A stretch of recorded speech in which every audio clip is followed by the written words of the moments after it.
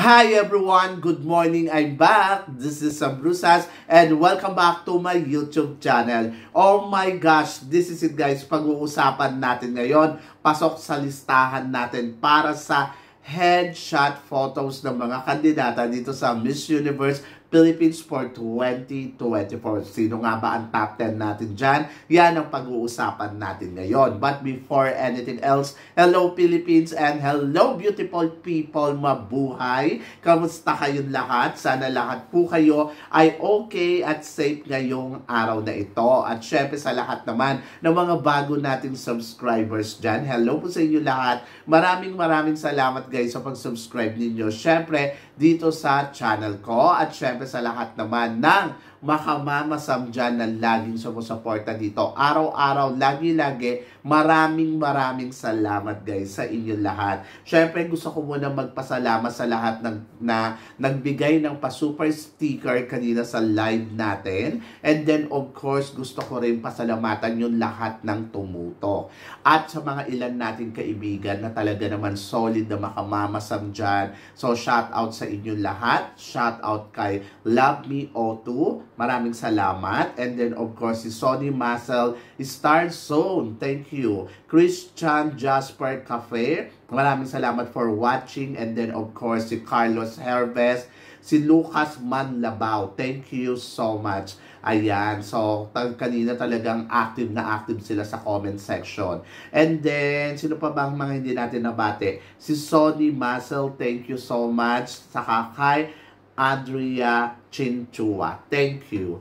At saka gusto ko rin mag-shoutout syempre kay Jervin and kay Carlo Magat. Thank you so much. Kay Randy Lucas, maraming salamat. Kay Dr. Glenn Pascual na minessage na pa ako. Sabi niya, Mama Sam, nanood ako kanina. Thank you daw sa pag-shoutout ko sa kanya. O ngayon, shoutout ulit kay Dr. Glenn Pascual from USA. And then, of course, kay Attorney Cornelo Dilag at saka kay Mervic na tumututok din dito. Kay Madam Henrietta Solidad, maraming salamat. Kay Elizabeth Barbet Elizalde, thank you. Saka si Daddy Eddie, Yaya Muhammad, ayan, mga talagang nandito sila lagi. At saka syempre si Ryan Ventura, baka makalimutan natin. At saka sino pa ba? Isidro Lopez, lagi din nanonood dito sa atin. Thank you so much sa mga talagang makamamasam dyan. So hindi ko na kayo may isa-isa. Kung sino lang yung mga na pumapasok sa utak ko ngayon, yun lang talaga ang nasa shoutout ko. Pasensya na. Pero sige lang mag-comment lang kayo para pag nagbasa ako, maisulat ko.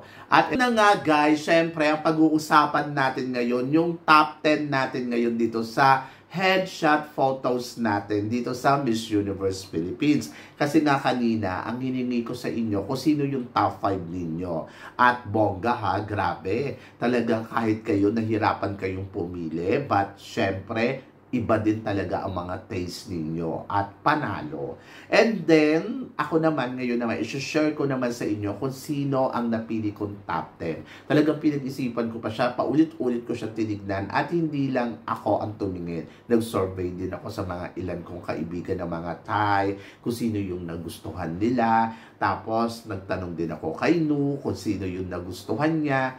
Pero mukhang iisa ang nagustuhan namin para sa number 1 spot.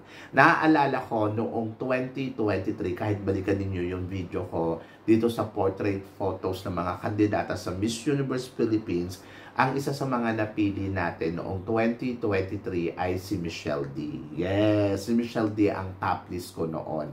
At in fairness naman, siya ang nanalo Miss Universe Philippines. And then last year, ito talaga, kahit balikan nyo yung video ko uli noong last year, well, ang masasabi ko, ang napili ko nung nakaraang taon ay si Chelsea Manalo. At siya nga ang nanalong Miss Universe Philippines nung nakaraang taon. So, yun. So, ngayong taon na to, tatry uli natin na mahulaan or yung number 1 ba natin ay siya na nga ba ang magiging next Miss Universe Philippines uli? Malalaman natin yan sa coronation night. Pero, eto na, ibibigay ko sa inyo yung top 10 ko. So, para sa number 10 spot, huwag na natin patagalin ng chika. Punta na tayo dito sa number 10 spot. So, para sa akin, Butuan City. Yes! Kasi kung titignan mo yung photos ni Butuan, in fairness naman sa kanya, sobrang linis, sa totoo lang. Hindi ko alam kung napansin ninyo ang beauty na meron siya, pero kapag tinignan mo siya sa photos niya, yung beauty niya kagad ang makikita mo. Ang liit ng mukha, ang ganda ng makeup, tama yung ayos ng buhok, hindi siya nalamon ng hair niya. So, maganda yung ino-offer. At gusto ko din yung pagkaano ng kamay niya, pagka-pose ng kamay niya, papunta sa mukha niya. Sobrang relax na relax tignan yung photos niya. At in fairness ha, talagang sumanayon yung ilaw at saka yung mga nerves niya sa kanyang mukha ay talagang masasabi mo in fairness, relax talaga siya. At yung beauty niya, wow. O, di ba? So, isang napakasimpleng photos pero makikita mo yung gandang Pilipina. At I love these photos. Kaya nalagay ko siya sa number 10 spot, si Butuan City. So, tingnan natin guys kung ang galawan niya ba sa darating na mga laban nila ay papalo ng bonggang-bongga. And then, para naman sa number 9 spot ko, syempre hindi mawawala sa listahan ko ang napakagandang, very Asia beauty look na si Davao. Yes, Davao, talagang masasabi ko, I love yung kanyang headshot photos dahil sobrang clear ng ibinibigay na message ng photos niya. Dito makikita mo kagad kapag tinignan mo yung photos niya, wow, very Filipino beauty queen. Oo, very Pinay na tawag dito, very Asia beauty queen. Hindi mo maano na Pilipina pero ando doon na nire-represent niya talaga yung Asia. At sobrang gusto ko yung kulay, gusto ko yung mata, gusto ko yung pagkalagay ng bulaklak dito sa kanyang tenga. So, nakakaganda doon sa photos. At in fairness, gusto ko din yung kanyang style pagdating sa kanyang buhok na very natural, hindi kailangan ayusin. Pero alam mo yun na kinerly at baksak na baksak yung dating. Sobrang authentic yung photos niya. Kaya sobrang natutuwa ako. Ang ganda ng lips, ang ganda ng mata. Appreciate ko talaga yung nakikita ko kay Miss Davao. Kaya para sa akin, number 9 spot. In fairness kay Miss Davao, ang ganda ng ipinakita niya dito. And then, of course, punta naman tayo para sa number 8 spot. Para sa akin, pasok sa listahan ko si Bago City. Yes, in fairness, gusto ko yung mata, gusto ko yung smile, gusto ko yung tingin niya sa camera, very happy.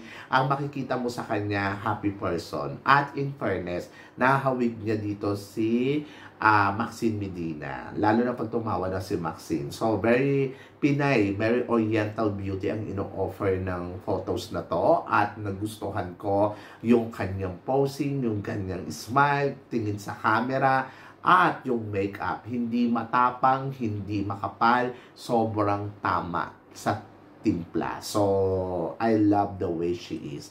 So, dito nakita mo kagad sa photos yung character, yung attitude. So, parang sabi ko, wow, ang saya ng photos na to. Kaya para sa akin, number 8 spot siya.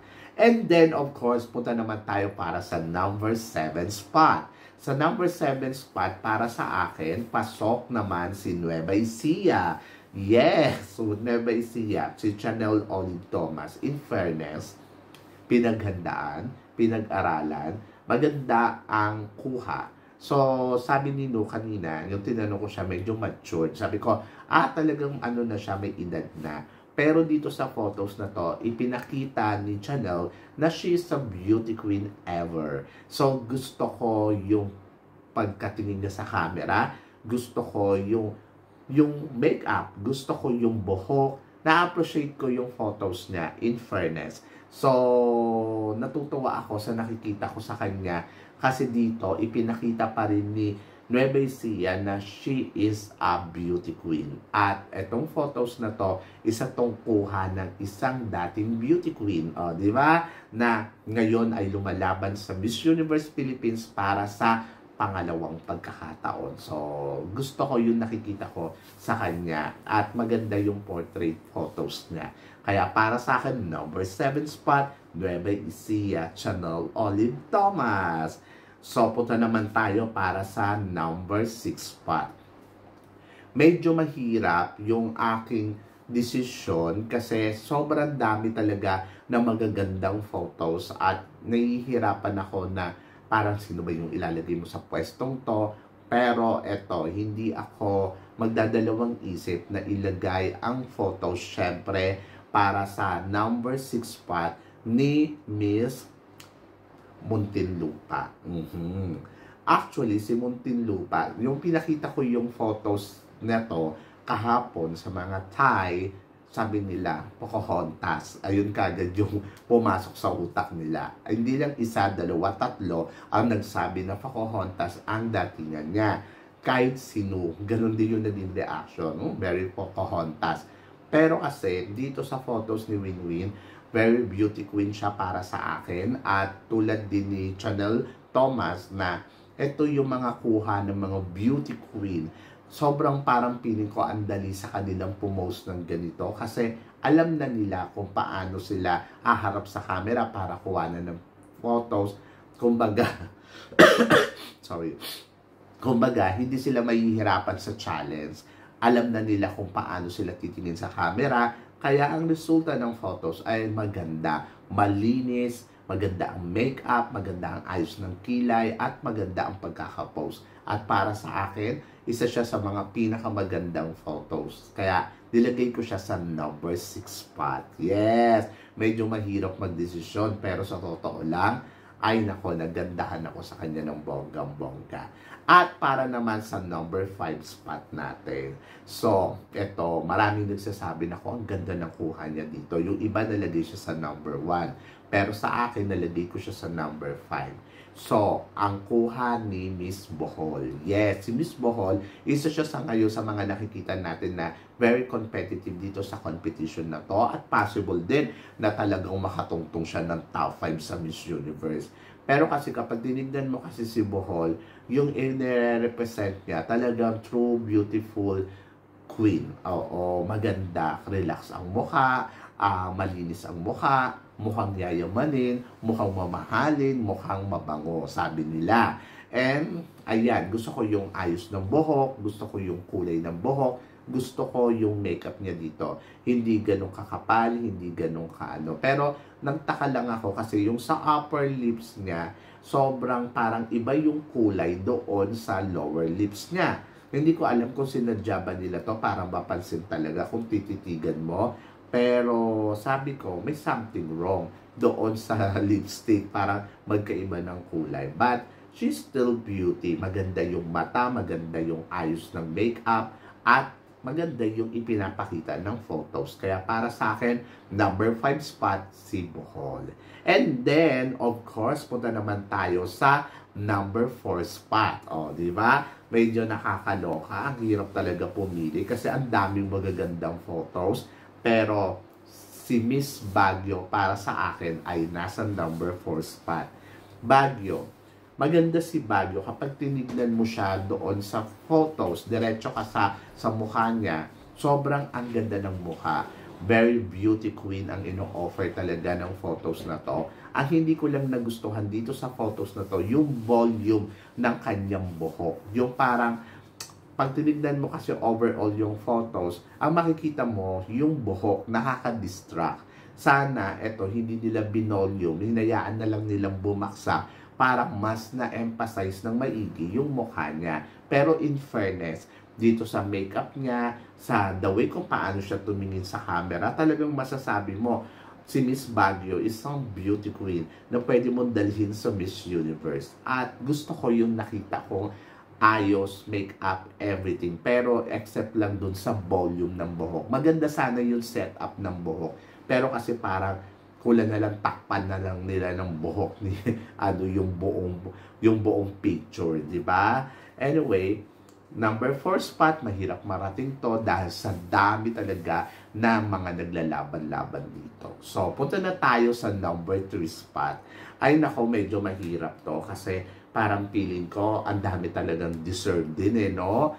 So, medyo masakit sa dibdib kasi may mga ilang kandidata tayo na hindi natin maisama kasi sa sobrang dami talaga ng malakas at magandang photos. Pero dito sa photos na to, sa number 3 ko, ilalagay ko ang photos ni Miss Taguig. Yes, in fairness kay Taguig, very class yung dating, classic yung photos. And then, maayos ang kanyang drama dito sa photos na to. At ang ganda ng makeup, ang ganda ng ayos ng buhok. Talagang pinag-aralan at pinaggandaan. So, gusto ko yung nakita ko at natuwa ako. Ang klaro ng mukha, ang klaro ng sinasabi ng photos, and kakaiba sa mga kandidata. And parang feeling ko ayun yung talaga yung purpose niya para mapansin. Gusto niya something different to other. And I think nagawa niya. So, yon. So, para sa akin, number 2 spot, Miss Taguig. So, yon. And then, of course, para naman sa number 2 spot, dito nahirapan ako magdesisyon kasi parang talagang sinorvey ko na siya sa mga kaibigan natin tayo. Yung iba sinasabi na, ang ganda ng photos na ito. Yung iba naman sinasabi nila, eto ang piliin. Well, majority talaga. Number 2 spot is si Miss Laguna. Yes! Si Miss Laguna. Sobrang beauty queen yung ibinibigay ng photo. So, humingi ka sa kanya ng photos, pang beauty queen ang ibibigay niya sa'yo. Gusto ko yung ayos ng buhok. Gusto ko yung pagkabaksak ng buhok. Gusto ko din yung pagkatingin niya sa camera at yung pagka-smile niya. So, overall, mukha siyang beauty queen talaga. Sabi nga ni No, beauty queen. Kaya lang, bakit ko siya naging number 2? Ba't hindi siya naging number 1? Kasi mas matindi yung nakatapat niya. So, yan. At para sa akin, maganda ang photos na ipinakita niya. Masaya, naka-smile. Parang, ano mo yun, pag tinignan mo, beauty queen. Tama, magaling yung team niya kung ano ang gagawin at magaling siyang player dahil alam niya kung ano ang ibibigay niya. So, isa siya sa mga nakikita kong possible din talaga makoronahan ng Miss Universe Philippines this year. Medyo talagang iba din ang ibinibigay niya dito. So, tignan natin. But I think yung photos niya dito ay talagang masasabi ko very beauty queen. Di ba? So, punta na tayo sa number 1 spot. Hay nako. Yung nakita nila yung photos neto, yung mga Thai na kinausap ko para sa survey ko, ang sinabi nila ay ang ganda-ganda niya.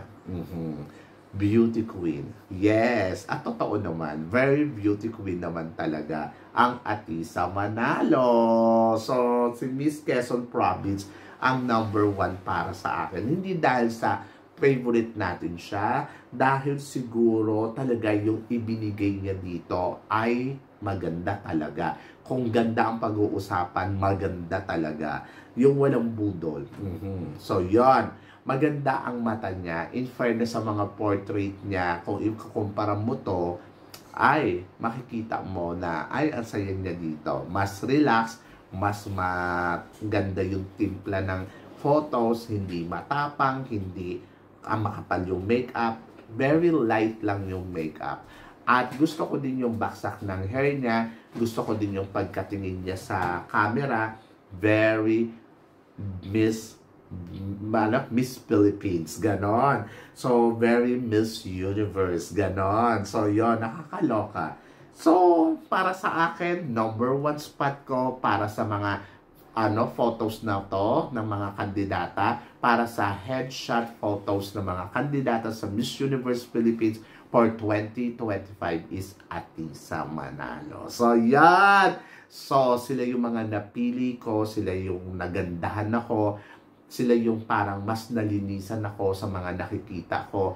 Hindi madilim, hindi makapal yung makeup. Sobrang tama sa hinihingi mo na gusto mong makita. So, yon. At number 1 nga sa akin this year ay si Atisa Manalo. So, abangan natin kung si Atisa Manalo na nga ba ang mananalong bagong Miss Universe Philippines this year.